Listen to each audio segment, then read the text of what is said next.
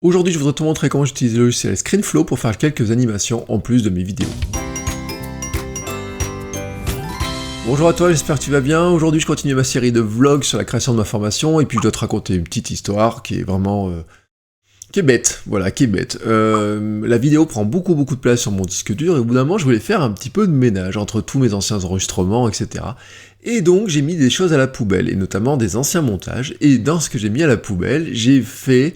une petite erreur, c'est que j'ai balancé un modèle de document qui me sert de trame pour ajuster pour mes vlogs, en fait, pour toutes mes vidéos que je mets sur YouTube. Tu sais, dans mes vidéos, il y a des petites animations avec des petits abonne-toi, un petit générique de début, un petit générique de fin. C'est des choses qui sont pas très longues, mais je les garde dans un fichier en général, comme ça, et puis là, qu'est-ce que j'ai fait? Je l'ai effacé. J'ai effacé ce fichier-là, dans lequel je vais aller piocher les éléments. Et donc aujourd'hui, au lieu de faire ce que j'avais prévu de faire, j'ai dû passer un petit peu de temps pour regarder comment les refaire, et retrouver exactement les éléments pour arriver à refaire tout ça. Alors je voudrais te montrer vraiment comment je fais ça, parce que je trouve que c'est assez intéressant.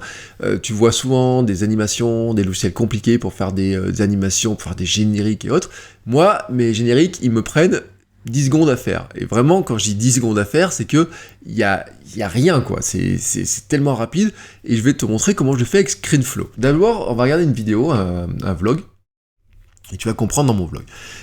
Au départ, dans le vlog, donc je parle, tu vois, comme j'ai parlé là, et puis j'ai ce bout de générique, là, comme ça, avec ce truc qui apparaît. Voilà, tu vois ça, hop. Avec une petite musique. Bon, là, je coupe la musique. Et puis ensuite, il y a le pense à t'abonner qui apparaît. Et puis ensuite, quand on va vers la fin, il y a un nouveau pense à t'abonner.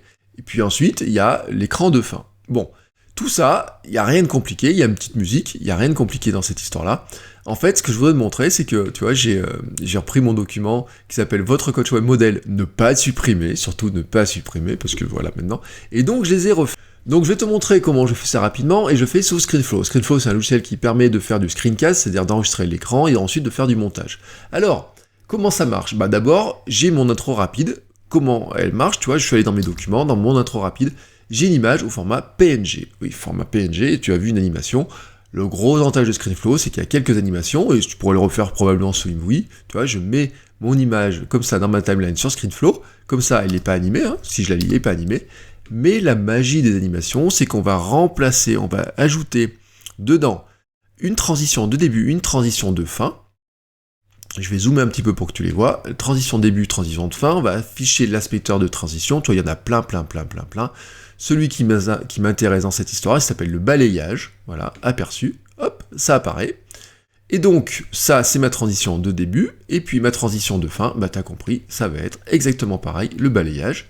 Donc, si je regarde au début, ça apparaît, et si je regarde à la fin, ça disparaît. Voilà. 10 secondes pour faire ça. Franchement, il n'y avait pas besoin de mettre plus longtemps que ça, tu vois, c'est tellement rapide, ça va très vite. Maintenant, l'étape suivante, c'est de rajouter un petit peu de son. Je t'ai parlé il n'y a pas très longtemps d'un site qui s'appelle Play Online, sur lequel on peut télécharger des musiques, des loops, des choses comme ça. Et qu'est-ce que j'ai fait? J'avais une musique sur laquelle j'avais ce qui s'appelle un stinger, c'est-à-dire c'est un petit fichier qui fait quelques secondes. Je l'insère de la même manière, tu vois, hop, tac. Je laisse un petit début, une petite fin, comme ça, pour que ça charge. Ça apparaît. Et là, la musique, comme elle est un petit peu plus longue, hop, je vais raccourcir mon intro pour que ça soit synchronisé, tu vois, avec la fin. Et ça devrait être mieux. Voilà. Et derrière, ensuite, j'aurais plus qu'à mettre mes vidéos d'enregistrement avant et après. Mais tu vois, déjà, le premier modèle est fait. Ça, c'est le premier truc, tu vois. Franchement, je me suis pas embêté très longtemps là-dessus. Maintenant, deuxième chose, qu'est-ce qu'il me reste à faire? La fameuse petite image sur abonne-toi. Alors l'image abonne-toi, c'est pareil, j'ai une image d'abo, là encore tu vois c'est un PNG, l'avantage du PNG c'est que c'est de la transparence, et donc ce qui va se passer c'est que si je mets mon PNG dans ma timeline, alors on va organiser la timeline pour ici, tu vois que ici, hop, j'ai de la transparence, j'ai un fond noir, donc je peux placer mon image abonne-toi là où je veux, pense à t'abonner plutôt, hop, je la cale sur le bord comme je veux, pour pas qu'il y ait de noir. Et puis là, c'est pareil, ce que j'ai fait, c'est que j'ai rajouté une petite animation. Pareil, t'as compris le principe, j'ajoute une transition de début et de fin. Là, c'est pareil, on va choisir la bonne transition, on va faire un balayage pour voir ce que ça donne, tu vois, on va regarder ce que ça donne. Hop, il apparaît. Et puis là, on va faire un autre balayage aussi.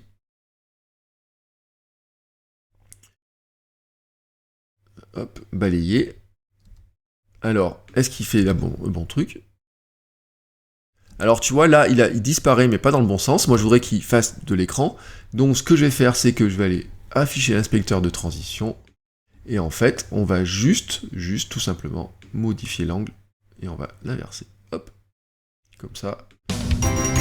Et on peut retester. Là, il apparaît. Et là, il disparaît. Mais pour que ce soit plus rigolo, ce que je vais faire maintenant, c'est que je vais rajouter un bout de son. Alors, les bouts de son, j'en ai en stock, et je vais te montrer tout simplement, c'est que j'ai téléchargé, j'avais acheté il y a pas mal de temps, des bruitages sonores qui étaient vendus par Peter McKinnon, qui sont faits avec des bruits de bouche, et donc il y en a un qui s'appelle Quick Whip. C'est juste un petit bout de son comme ça.